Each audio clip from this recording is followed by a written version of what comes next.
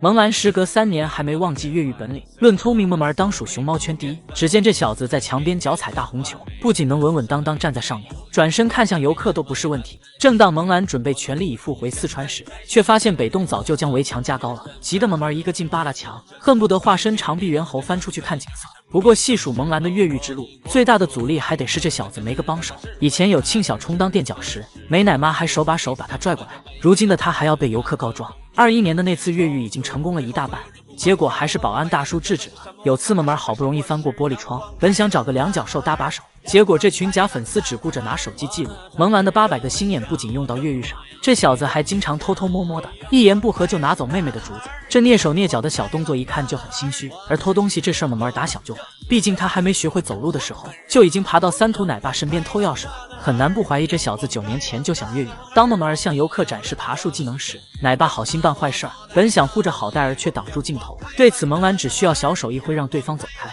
平日里只要有小熊耍赖皮待在树上，一向热心肠的萌兰就帮忙，立马冲上去帮奶爸奶妈收猫，在软硬兼施下没一会儿就完成任务。这小子可不是为了什么奖励，毕竟饲养员还没来得及感谢的时候，他就已经头也不回的离开了。总算理解他为什么有这么多小弟了，原来是萌儿靠聪明的大脑收服的。身为斧头山铁三角主心骨的他，经常带着一众小弟制霸基地，联合庆大舅庆小就是这小子提议的。回到北洞的萌儿也没消停，整天和奶爸斗智斗勇，因为不想吃窝窝头就玩攻心计。上一秒还假模假样吃竹子的他，趁奶爸不注意直接扔掉，不拿个奥斯卡影帝说不过去了。精通人情世故的萌儿还经常把窝窝头让给小鸟吃，交朋友的同时也不浪费食物，这做法简直就是一举两得。最好笑的是他还能和木叔无障碍交流，奶爸一句话就能让萌兰现场搓盘。使劲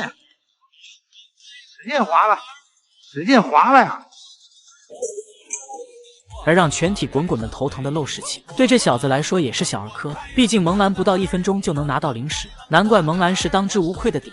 毕竟其他滚滚还在整活卖萌的时候，他都精通孙子兵法了。与日回国的香香已经完成爱熊到义熊的转变。原来海龟熊猫回家后都会放飞自我。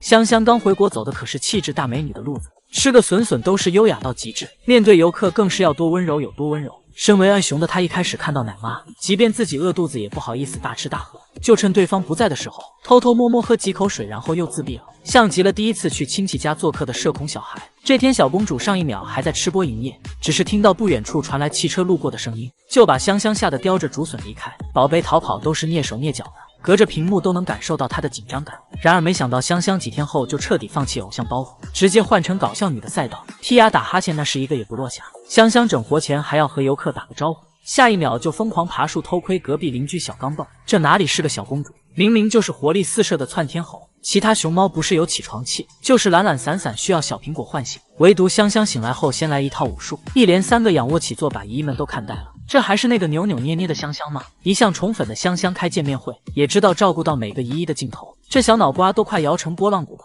你好，你好，你好，你好，你好，我来了，我来了。香香听到日本游客的彩虹屁后，还时不时的对游客比心，只能说小公主是懂得拿捏粉丝的。最好笑的还得是这小牛，经常鬼鬼祟祟的偷听游客讲话，小表情一看就有800个心眼子，内心 OS 谁敢讲我的坏话。不过香香回国后能彻底释放本性，可少不了兰兰奶妈的功劳，对方可是把她当成闺女宠的。奶妈深知宝贝一开始很不适应，从来没有强迫香香干饭，而是满脸温柔的抚摸毛孩子的鼻头，还找来各式各样的新鲜竹子，只是为了寻找合对方口味的美食。她还经常陪孩子玩捉迷藏，一人一熊玩得不亦乐乎。奶妈用实际行动给香香满满的安全感，不管小公主在干饭还是玩耍，奶妈都会守在不远处看着宝贝闺女。她对香香的爱意早就溢出屏幕，当香香只顾着玩忘记吃饭时，奶妈也会用一声仔仔喊对方回家，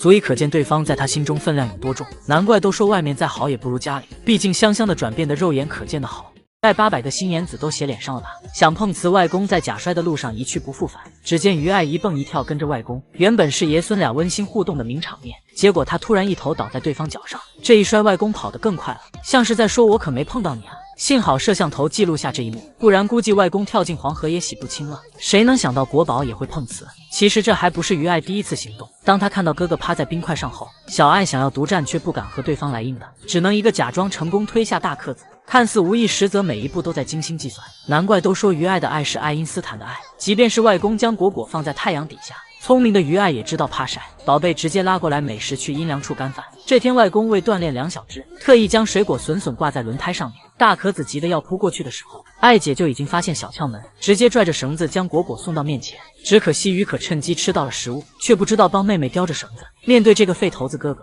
小爱空有脑力却吃不到一点。终于理解外公为什么夸于爱聪明。我太想要了，但是于爱已经做了。这不是什么才艺跑题，绝对是兄妹俩之间的最真实写照，并且于爱还是熊猫圈最护家的国宝，他对家里每一件东西都心里有数。只见宝贝一觉醒来，发现轮胎消失不见，小爱整个熊都要急坏了，不是站起来确认，就是爬到木架上四处张望，把这小妞急得就差说人话质问奶妈了。就连兄妹俩吃笋笋用的筐子，于爱也得趁外公不注意，直接打包叼着回家，心想我带走的就是我的儿。于爱为了护家睡个觉也要东张西望，发现饲养员拿走自己的大红球后，宝贝立马惊醒去门口堵人。身为二馆长的他还气势汹汹威胁外公，我就站在这儿看你敢不敢拿走。只可惜对方不吃孙女这一套，爷孙俩纠缠了好长时间，到最后还是外公毫不留情地将玩具收走，气得于爱转头就找哥哥算账，像是在说你还是亲哥吗？不帮忙抢玩具还笑话上我了。路过的二顺也莫名其妙被训了一遍，至今都搞不明白自己到底招谁惹谁了。欺负完哥哥和妈妈后的于爱还是气不过，直接跑去找外公内设理论，临走之前还不忘砸满李氏权威，再也找不到比于爱还聪明的熊猫了。谁敢相信这小妞如今才刚满2岁？奶爸曝光咸咸仔太过粘人，小家伙狐妹子的形象全世界都知道了。咸咸仔现在就是很喜欢扑我，也很喜欢抱我，也很喜欢朝我这里来。乖乖，不要乖。哎呦，乖乖，跟他尽情耍。很难不怀疑他是在凡尔赛，毕竟咸咸仔撒娇的时候，奶爸笑得比谁都开心，人人都笑这小子没点男子气概，可他却凭一己之力征服所有饲养员。正经小熊出门都是迫不及待的，而咸咸仔却慢悠悠地跟着，下一秒就往地上一倒，化身西瓜虫，趁机求李奶妈抱抱。谁能想到身为堂堂国宝，会因为撒娇装弱不禁风？奶妈虽然嘴上说着抱不动，可她一看到咸咸仔的神仙颜值，每次都忍不住咬着牙上手。你孩儿啊，啥子东西吃？眼儿，哎呦喂，我的眼儿嘞！1、2、3，哎呀，妈妈抱不起了。那些东西不能吃哈。这天奶妈和咸咸仔面对面坐着，可把这小子给激动坏了。对方手里的竹笋看都不看一眼，宝贝不是扑上去贴贴，就是赖在奶妈身上说什么也不走。即便是吃个饭，咸咸仔也不消停，非要伸出熊掌和奶妈牵手。这哪是即将1岁的小熊该干的事儿？这小子还经常含情脉脉盯着奶妈，下一秒就要亲上去了。咸仔是真的把他当妈妈，总感觉宝贝有好多话想和对方说。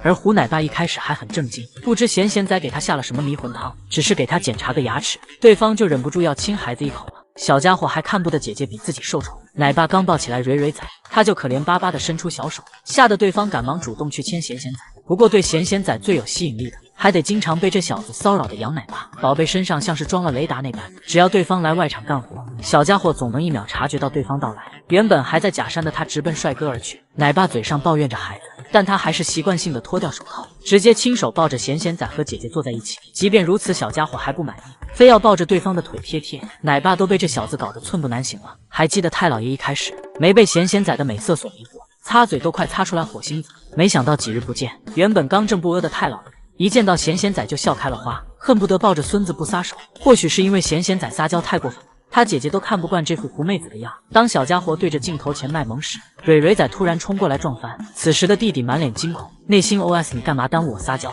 只能说相比于可咸咸仔更胜一筹，毕竟这小子可不仅仅是成功征服奶妈了，在大熊猫也有不想上班的时候。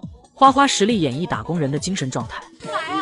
他太累了，会谁能想到花花已经10天没出外场了？自从他当上花局后，平日里再热也要坚持营业的他，居然还有了官威，整日待在内设吹冷风。那些上班打卡的任务，局长全部交给手底下的叶秘书。而隔壁的福猪猪虽然还坚持上班，可小家伙主打一个心不在焉，不是撇下游客独自去洞口乘凉，就是往木架上一趴继续呼呼大睡，以至于福宝睡得迷迷糊糊的，明明手里拿着胡萝卜，结果下一秒就找不到了。内心 OS 我刚才手里拿的什么来着？而秦小乖直接从源头上拒绝，宝贝一到上班时间就化作一滩，死活都不配合奶妈出外场，对方都叫来帮手了，也没能抬起动一心只想摆烂的熊孩子。众所周知，贤贤仔是出了名的爱撒娇，宝贝整日围着饲养员求抱抱，唯独在上班前一动不动，被奶爸强行抱起来的他满脸都是无奈，对方只好拿着丰容哄娃。哪曾想一心只想摆烂的贤贤仔不吃这套，一气之下直接甩了出去，心想你就拿这个破桶敷衍我。